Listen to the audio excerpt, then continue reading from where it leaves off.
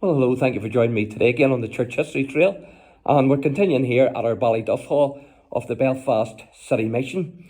And we're continuing, this is part 3 with DORCAS Ministries in Africa. And we have a spearman here with us tonight. And this is him. So what are these things then? Mark, I have brought almost all of Africa over to your mission hall here at Ballyduff, and it's a great privilege so to do. When we travel around during our deputation, we like to give people an insight into what the country and culture of that country is like. So in my hand I have got, well, in fact all these pieces are very authentic. In my right hand I've got a spear. It's an authentic African spear. And really, it's a very lethal piece, a very lethal weapon.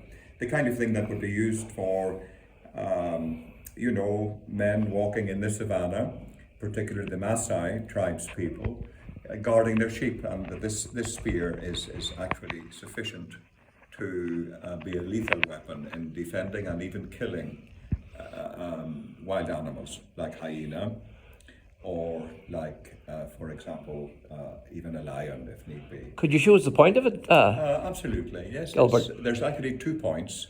There is this type of point, which is just like a knife blade, and there is then the lethal,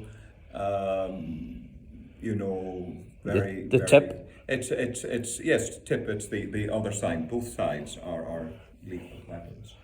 And in my right hand, it's a leather decorated, again, an authentic shield.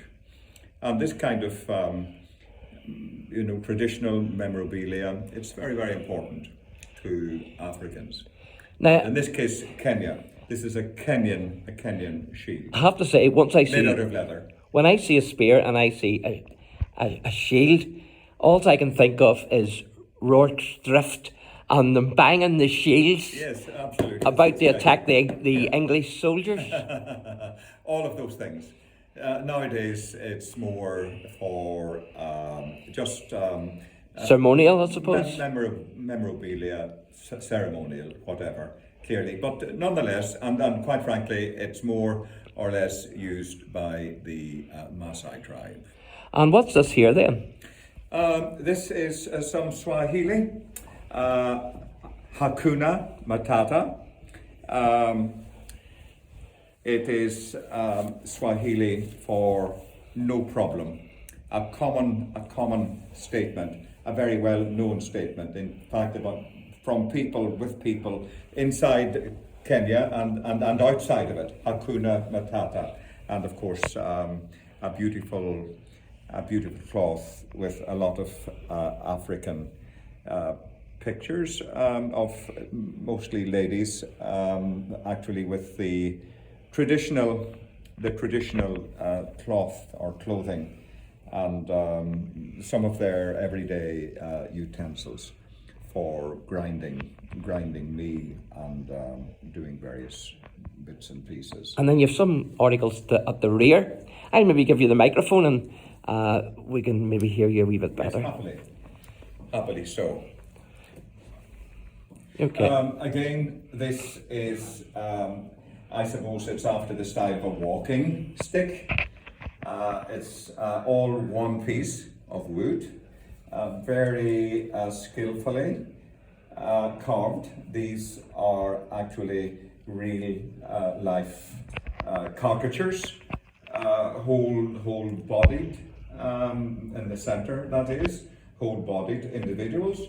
It's quite a substantial thing, and it is, looking at it, all one piece from top to bottom. If it's not that, it's very, very skillfully conjoined, and it's made out of some kind of hard wood.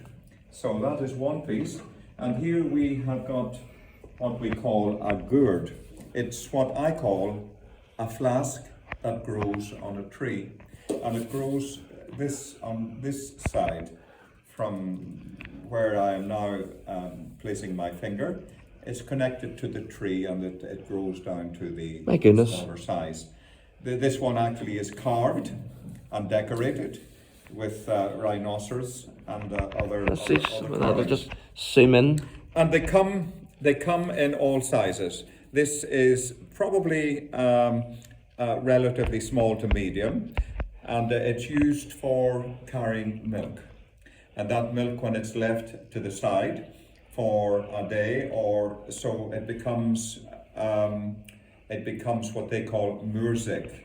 That is yogurt. Right. A yogurt container or a milk container. Very good. They carry actually water around as well. It has got a corked top. Yes. Open that up again to see. Absolutely. Very good. Yeah. And these are things all readily available. They're available in different sizes. This is smaller, and this is a plain one. Although it's more substantial. This is like a heavy, it almost feels like leather, but it's not. Would they carry water in them as well? Carry water. But they come actually 4, 5, 6, 10 times bigger than that. Almost too heavy to lift. And young people, it's their job to fetch water and to also milk. They will milk directly from a cow, camel or goat into one of these. So no going to your spar and getting 2 litre milk in? No going to a spar to buy it off the shelf. They have it ready made. And here we have actually a carving. It happens to have our name on it, but it's very, very, very skillful. The big 5, actually, the big 5 elements: rhino, lion, leopard, water buffalo, and I think there's another one there. But it's beautifully done and relatively inexpensive. The Kenyan flag is here, and here we have what we call rungus, lethal weapons again for defense against a wild animal, or sometimes in self-defense if a criminal gang happen to attack you and a man is left to guard the property. And almost every home in towns and cities have got guards on duty. This one is a carved item, and it has got a knob on the end of it with a little point on it. And to strike somebody with that, it does very serious damage. It answers to the policeman's baton. And this is more ceremonial. It's representing rank, like somebody who is a leader, a chief, or he has got some designation in his community, some official position. It looks a wee bit like a bomb pole. It does. It's smaller, but really there is a band pole. You would not get this fine work. These are tiny beads. There could be 5,000 tiny beads. My goodness.